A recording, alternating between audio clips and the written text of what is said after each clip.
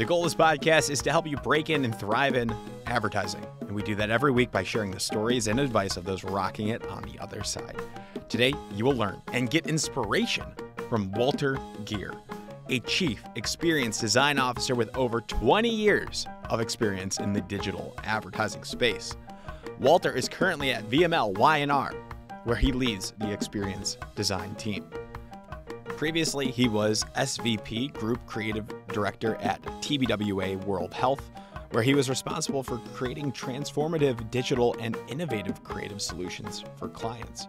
Walter is known in the advertising space for creating compelling mobile advertising experiences that have reinvented and revitalized the way brands and advertisers connect with consumers through a multitude of digital platforms. He has a total of 6 U.S. patents for digital ad formats, and he has developed ad products and implemented creative strategies for a variety of publishers and leading technology and media companies, including Google, Viacom, New York Times, and MySpace.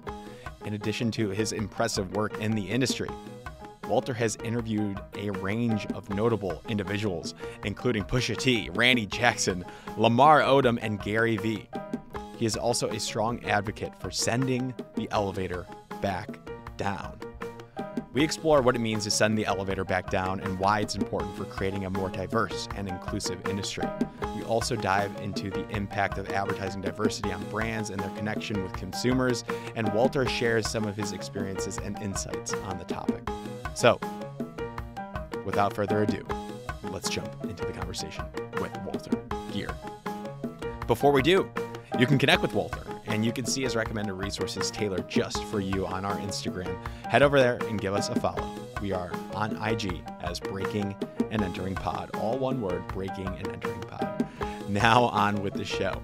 This is the Breaking and Entering Advertising Podcast, and as usual, I'm your accomplice, Gino Schellenberger. Kick it, Mikey.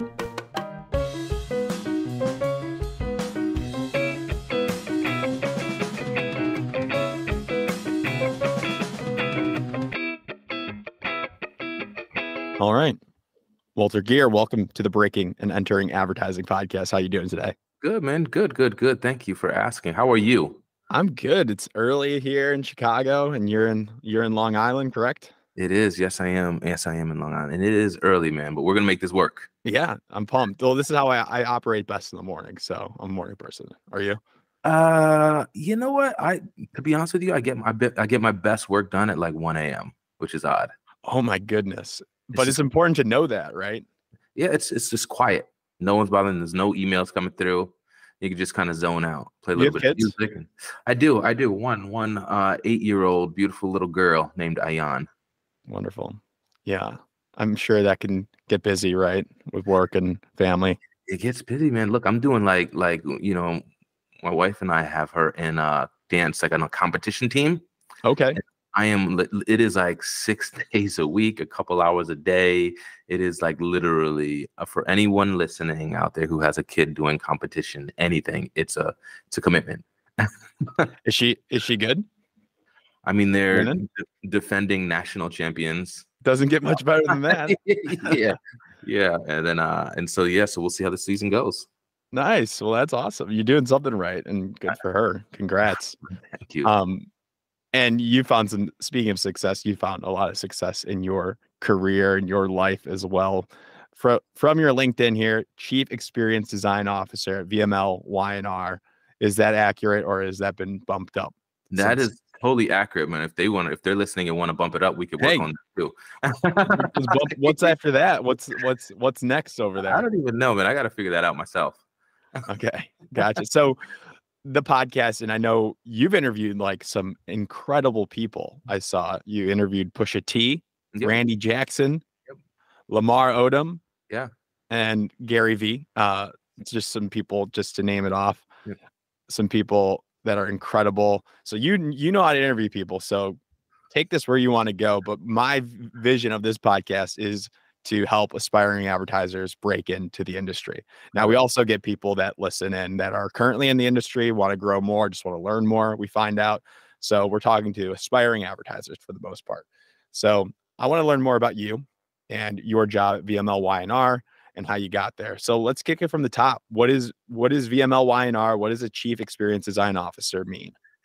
Yeah, I mean, we are a creative agency. We sit within WPP, and part of the reason why I came here is because there are not so many people that understand what it means to truly be rooted in the digital space, and not necessarily digital because everybody is digital, but like in terms of what experience means, right? And then specifically, CX.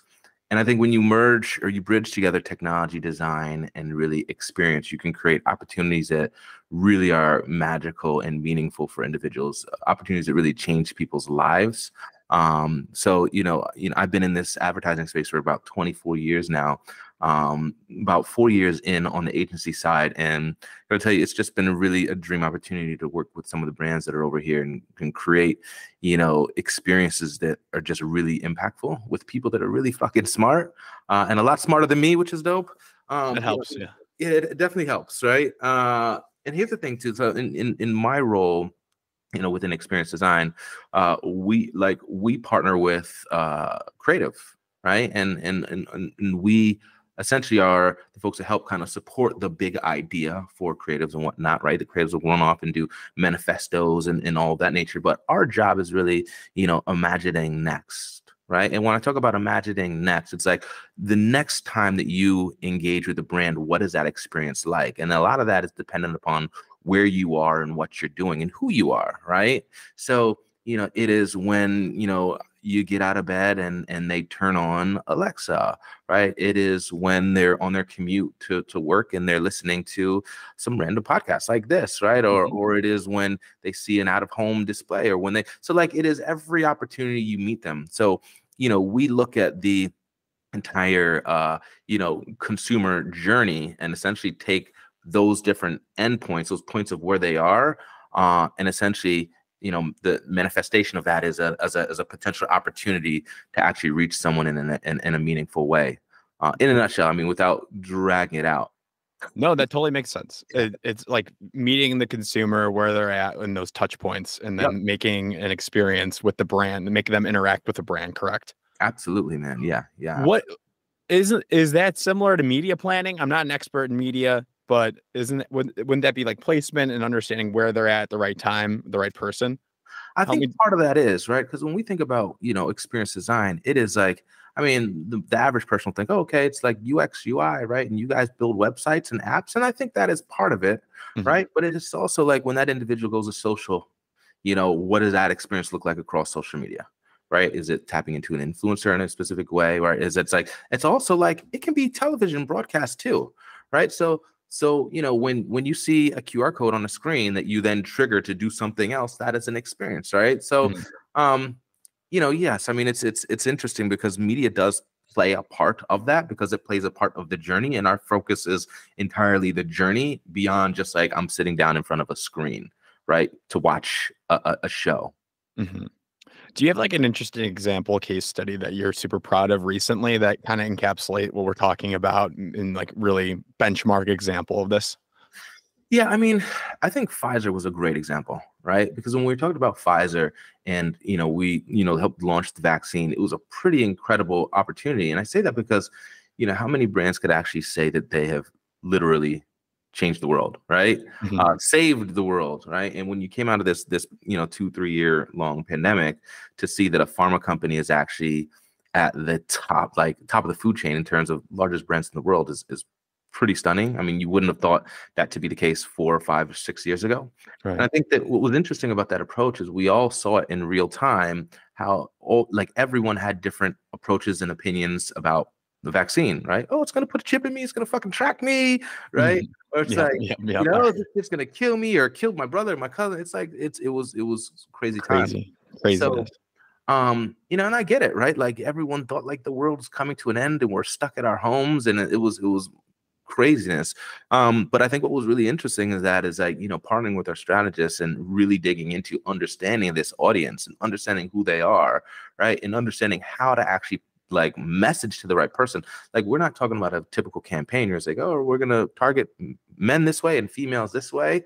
It is like, no, it was like way above and beyond that. It was like targeting by location, targeting by like demo. It's like, white folks versus black folks versus Hispanic folks, versus age, and whether you're young or old. And there were so many different, just larger buckets, you're saying, because we can get pretty tailored and pretty customized in our segmentation. But you're saying for this, just because it is a larger, like everybody needs this product. Yeah. It was way broad. And so, it was interesting because again, it was like we had to lean heavily into like DCO, dynamic creative optimization, to really target people, even through media, to get the messaging right. And I mean, we're all back in the real world, right? So something went right?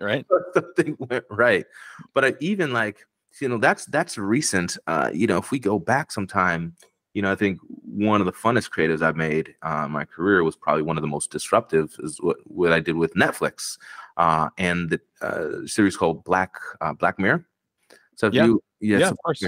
So for anyone who's listening doesn't know Black Mirror, it's like this crazy show and the use of technology and how it basically disrupts and just screws up the entire world in a very real way.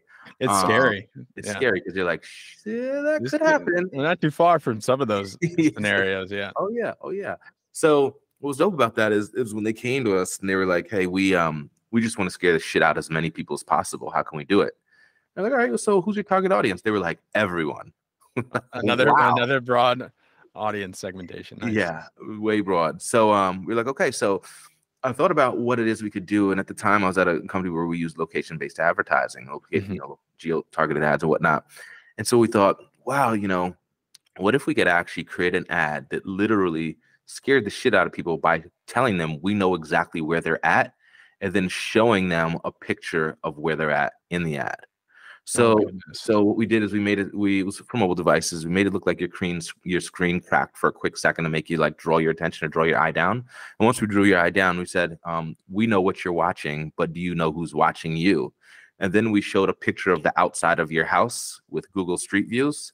And oh my goodness. And then then after that, we wrote your address down in the ad and everything. And then it said, like whatever, this ad brought to you by whatever, Netflix, Black Mirror, whatever. And the amount of people that complained to publishers to tell them to pull that ad down. What the fuck is this? What is this? Why are you tracking my house? I mean, it was disruptive as hell. And it worked. It worked. Did you guys get in trouble? So I'm talking about it now because that was like 6 or so years ago. But like at the time, Adweek came and did an interview with me. And then they brought up that ad, that they had seen it. And at the time, I couldn't really comment on it. Adweek wrote about it anyways. And then like what was surprising is like Netflix, I guess their legal team scrubs content like all the time when it comes to anything like their name and the word data.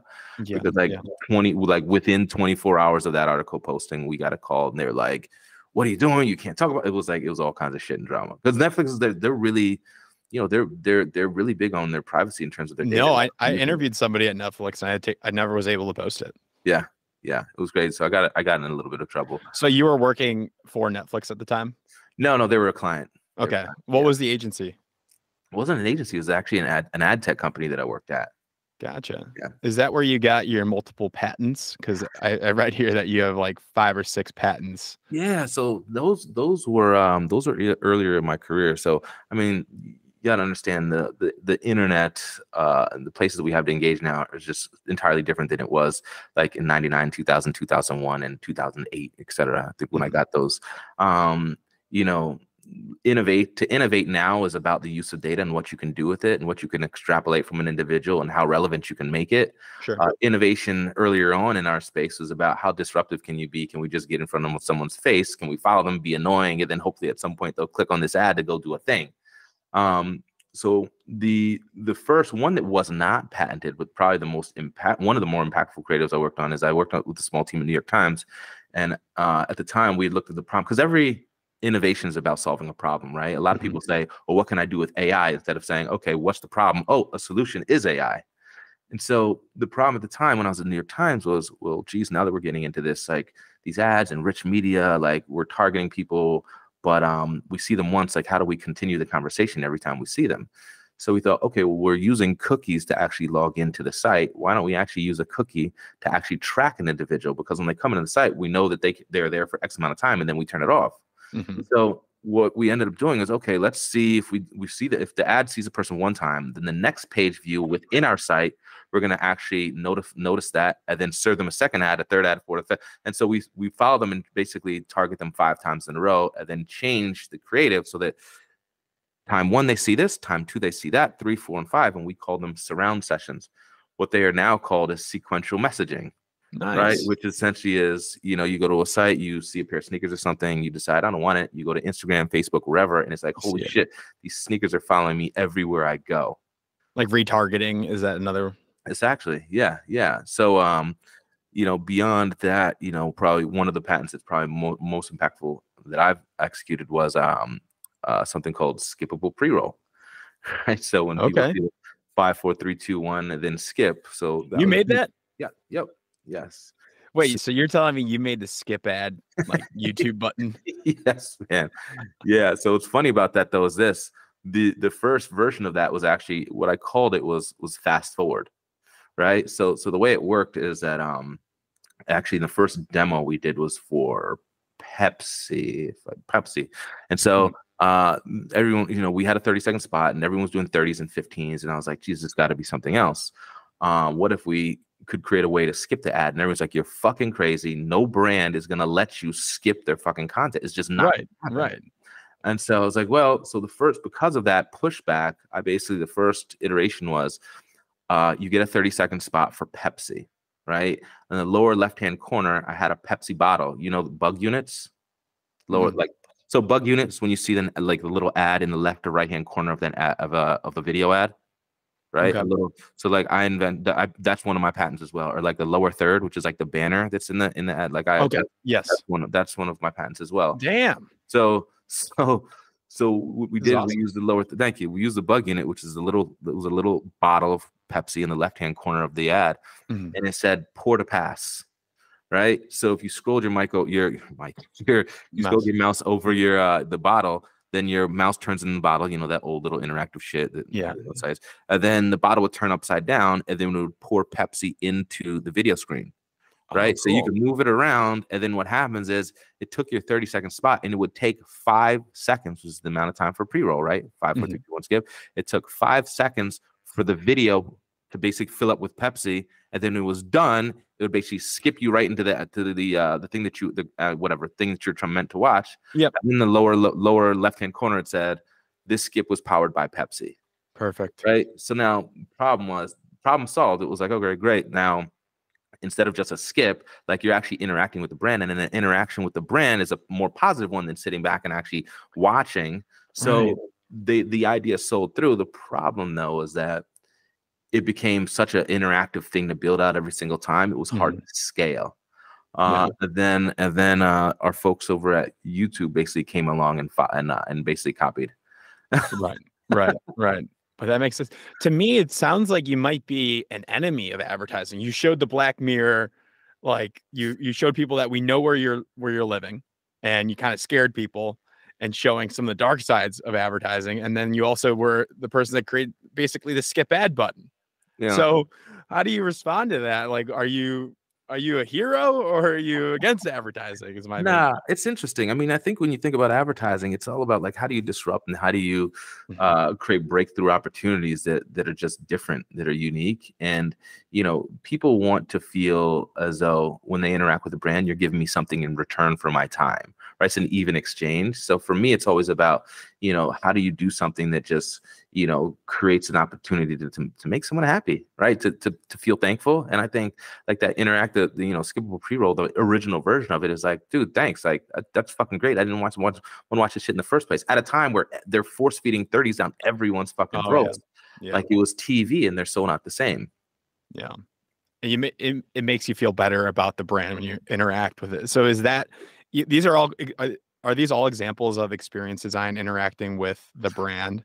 Yeah, absolutely. And all in different ways. Yeah. I mean, in what our team does really well too is like really kind of looking at technology as a resource to actually creating opportunity. Right. And it's interesting too, is like when you think about what it is that we do, there's almost like 3 gateways in, right? Like the first is like when we see a brand, when you see a brand for the first time, like the brand wants to treat you like, hey, like you're welcome to come in my house and come into my house and I'll get everything that you need, right? So it's like it's really you're a guest the first time you see a brand, right? And then the way we think is like, okay, now the second time we see you to interact again, right, based on where you are and what you're doing, right, we're going to act a little differently, right? Like we've introduced ourselves to you already, right? Now we want to actually, welcome you in and let you get some of the things that you already know, right? So like go to the fridge, get it. You know where everything is over there. Yep. Like we created this space for you, right? That because we know what it is that you like, and that is like, the first time as a guest, the next time we're treating them like family,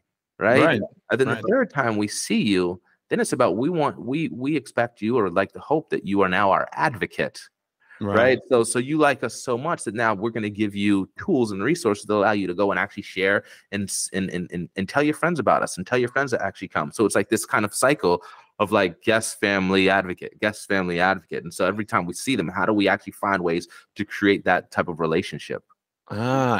This is incredible. I'm just thinking, I was just trying to think of examples. I don't know. I just bought a pair of Levi jeans.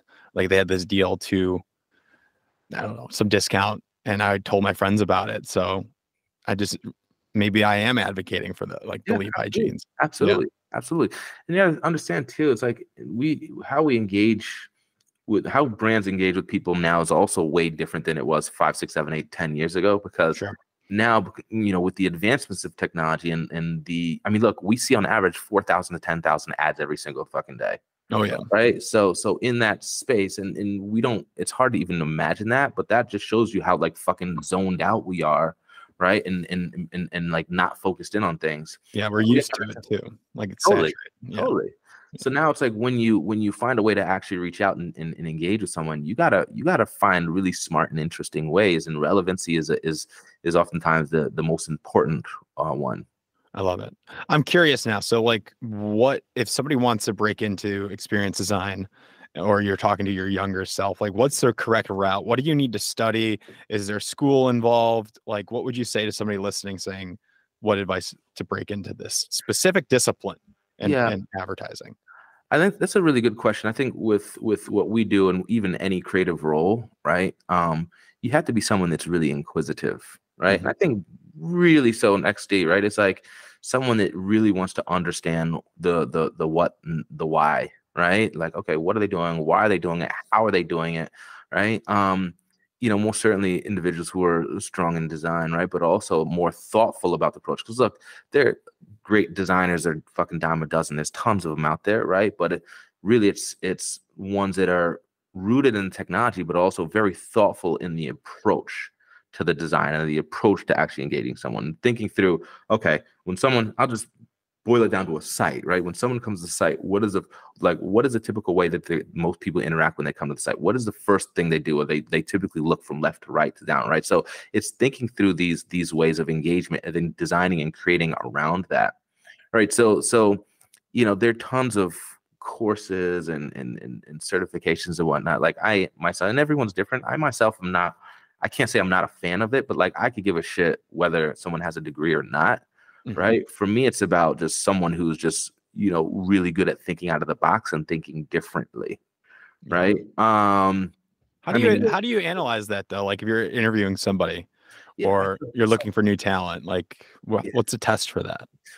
I mean, a couple things. I think it's one in a simple conversation, just like learning and understanding what it is they're passionate about within our space. Right. It's, people that, you can have conversations around random areas of advertising, people that just get or already know it, like people that like are very studious in it. But also it's funny, when I worked at MySpace, part of my interview process was I'd say, what's your favorite, what's your favorite site? Like, what's the site you go to most? And let's say someone says ESPN.com. All right, cool. I'll be right back. And then so I'd print out a big ass page of the homepage. And a big ass, I like this. A big ass interior page, and then a big ass article page. And then I give them a shit ton of markers, and I'd say, I'm gonna give you 30 minutes. And what I'd love to do is like draw out an ad format that is not an IAB standard format. And here's a printout with IAB format, 728 by 90, 960 by 250, like this. And I know this is really hard, but just any brand you want, just think of a solution and how it could potentially work. And there, and that was for me a way of like really seeing like how did it like really like are these people really thoughtful, right, or very creative thinkers. And I'll never forget this one dude after like 5-10 minutes alone came back out and he's like, hey, he's like, can you print out like 3 more of these of each? And I was like, sure. And I'm thinking this guy must have fucked up or whatever, right? And so I gave it to him, and then when I came back, this guy had like fucking pop outs, like a pop out book, and like pages behind pages, and you pull this one this way and you pull this here, and it was like the craziest shit that I've ever seen. Like he was cutting stuff, or like, yeah, I mean, it literally, he was like cutting holes and stuff. So like when he'd like pull one thing open, you see something behind it, and like it was like literally like a pop-up book. Hired. Yeah, yeah, indeed. Did you hire him? Yeah. How did it turn out? How did it turn out? Great, man. Great. But it's like, some of the best creatives I worked with, man, are just people that just are like constantly reading the stuff, constantly like thinking. And like, I like people that are okay with breaking shit, right? Because when you want to break shit, you're the way you're approaching things is just entirely different. And people that are just entirely open to failing, because like you got to fail a bunch to succeed. Even like those. So when I was at Viacom, I had 5 of those 6 patents, and I got to tell you, for the time I was there, I was basically spending like with my team and then externally spending $10,000 a month on three demos a month, right? From a third party. And so, $120,000 a year, essentially, 36 demos. And of the 36, right, we only found 5 that really worked, and really like 2 of them that were truly sellable. So that's like a year of work. So that just goes to show you that like it took a lot to get to those solutions. And people think it's like let me just come up with one big idea, then this is it. It doesn't work like that. Yes. That's what does it mean by demo then? Also, just to clarify to the audience. Yeah. So it's when you're designing like a functional version of something, right? And you could use like Figma. Figma is a design tool, and it's like it's not really Figma, you could build like a fake app. It's not a real app, but you can go like here, use your mouth and click around, and and it moves around and stuff, etc. Definitely. Just want to clarify. Yep. Totally agree. I think this is incredible. So I guess looking back now to your past self, if you had to give yourself, your younger self advice, you talk about sending the elevator down. Yep. What would you say to your young self getting into this industry? What advice about breaking into advertising, knowing what you know now, would you give to yourself? I mean, relationships matter, right? Mm-hmm. People hire based on relationships. And now in a time, especially for any young folks that are watching now, listening now, it's like, we live in a time where like you go search for a job and then you click submit and then it's done. And like 700 other people just did the same thing within the last 24 hours. Yeah, so on easy apply and LinkedIn. Right, yeah. Right. So it's like, shit, man, I get like 600 applications for submissions for a job. And then like you're like realistically, because a recruiter's looking for all kinds of people, they might look at 10 of those, right? And then send those 10 to me. And then I might end up looking at 5 of them and pulling out 2 of them. Right. So there's a lot of people that just don't get that opportunity, not because they suck, just because like nature of the game, there's a lot of fucking people applying. So relationships matter, right? Number 1.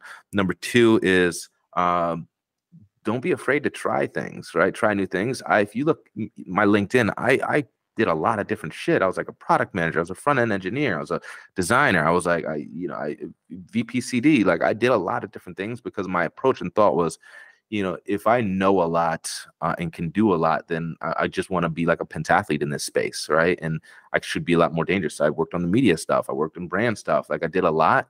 So continue to be inquisitive and don't be afraid to actually try new things. And lastly, I would say, don't be afraid to speak up, right? And part of speaking up is also being authentic, right? And you don't realize it when we are quiet in rooms and not authentically ourselves and not showing up as ourselves, then you're not able to take up the appropriate space needed in the room for people to actually see and understand how you shine, and you're absolutely dimming your light if you're kind of just shutting up and not speaking up. Scary. So especially when you're first starting out. Like my first year, I didn't want to say anything, especially on these virtual calls that we're having more and more. So it's hard to like find the time naturally to speak up in a meeting or with executives too. So how do you like, it might be easier to say now that you are at the top here, or Yeah, very high up, but I guess like what are some practical pieces to build confidence and to really find your authentic voice? that's a really hard one. Hit. I would say that, you know, the younger generation, the ones that are 21, 22, 23, these younger folks coming up are way more authentic than me and my generation and whatnot. I think they are way bolder. I think they are way more confident. Their access to information is way beyond anything we ever had. So I just think naturally that group of individuals are already. But I think Mhm. this is like, it's also a thing that takes time. You know what I mean? Like Yeah. I spoken on stage in front of, you know, 2, 3,000 people. And you know, first time speaking in front of 2 people, I would shit my pants, man. My hands were nervous, and you know, I could barely move my hand on the mouse on the laptop. It's You a know, these are thing. things. Yeah. It's a muscle you have to work. It's just like exercising and lifting, right? It's like the more you do it, the easier it gets, right, and the bigger it gets. So it's like, you know, you got to keep working it, man. And here's the thing: when we're in a time where we're on Zooms like this and everything, um, you know, the person that doesn't speak up or the person that has their camera off is a person that gets forgotten, because it's different from like walking into a room now and you're in a meeting and you have 5, 6, 7, 10 people in the room and they see you. But when they don't see you on a video call now, it's like you're pretty much non-existent. And in the agency space, non-existent is not good, because as soon as you're non-existent, that means you're non-billable. Non-billable means you don't have a job. Right. You That's why I show up every day. Like know? I try my best to show up and be on camera as much Yeah, as yeah, possible. it's That's just important. my own thing. Yep. And you also talk about speaking up. I wanted to also bring up how you host these. Do you still host these chats with agency or like industry leads to talk about diversity numbers and like I think you did this with Mark Pritchard. Is that correct? Are you still doing these? Yeah, yeah. You know, people, you know, it wasn't like when I was doing those, they weren't like scheduled things like next month. Sure. Like I Yeah. think for me, it was a lot about like being in the moment and being in the moment, having things I wanted to say or get off my Sure. chest, and inviting people to the table. I will be doing another series that will be coming out, I think, in June, end of June, I think. Calling Nice. calling it The Process. And what we're doing is really interviewing Black creatives who are not in the advertising space, to talk about their process to creating a particular thing. Nice. So I'll have a series of celebrities that I'll be interviewing. I have we're going to be recording at Marcus Samuelson's restaurant, Red Rooster in Harlem. Nice. They're going to be just like 25 to 30 minutes in and out real quick. So I have some actors, I have some famous musicians. Come on, give us some. Chefs. Give us a teaser.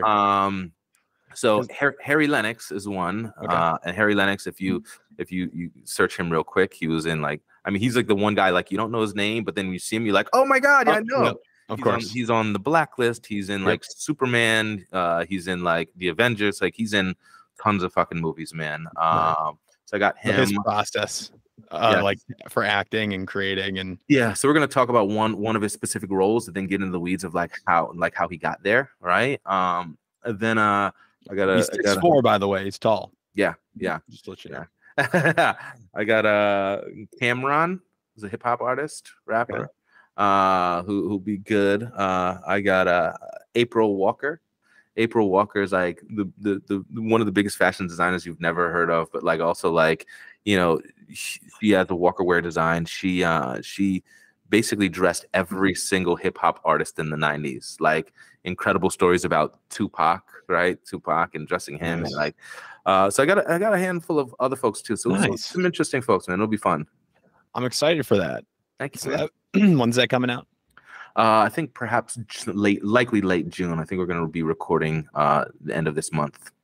How do you have time, for these projects? You have a child, you have a family, and you're high up at one of the largest agencies in the world. Like, just how do you balance everything? Yeah, it's a challenge, man. I mean, these are things that like I don't get paid for. Like this recording and these things, it's like we're shooting 4 people in one day on a Saturday. Probably start at 5 a.m. and be done. Pack it all in, get it. Prepare. Yeah, I mean, I try to find quick ways to actually just shoot it in like 7-8 hours and then be done with it. You know, for me, part of why I do all this is because I know like I there were opportunities where I reached out to people, wanted to have conversations, and they didn't.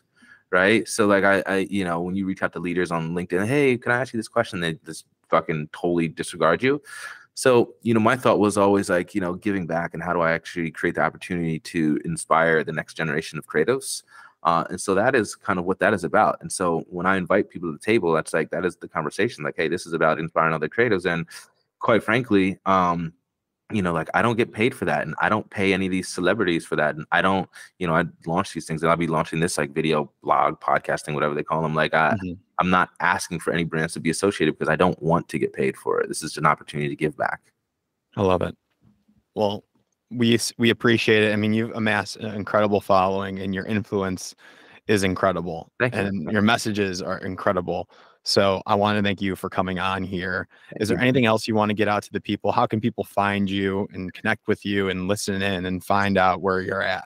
Sure. I mean, most of these conversations happen through Instagram. So at Third Gears, like 3RDGEERS. And then I also say, go follow Gino. This dude's dope. So find a way to catch him on LinkedIn, catch him on Instagram, Facebook, all that stuff. Hey, I appreciate you. All right. Amazing. Well, thank you for taking the time. I know we could talk so much more, but I'll just have them go out and reach out to you directly and follow all your content. Thank you, man. Thank you. Thank you for all you do. All right. Thank you so much for listening to this entire episode of the Breaking and Entering Advertising podcast. If you like what you heard, it would mean a lot to us and help us grow and get better guests and better break-ins if you can go to Apple Podcasts and leave us 5 stars and a small review if you have the time. Be sure to connect with our guests if you like what they said by going to our Instagram at Breaking and Entering Pod. That's all one word, Breaking and Entering Pod on Instagram. We have links to their portfolios and their LinkedIn, and they want to connect, so do that. And thank yous. Thank you to Mikey Malarkey, our audio engineer, and Buchan Zhang, our creative director. Can't do it without you two, and a team from the University of Illinois. It's a student team from the agency called AdBuzz. They're a PR agency, and it's been a pleasure working with them. Thank you all so much, and we will see you next week with another amazing guest. Thank you so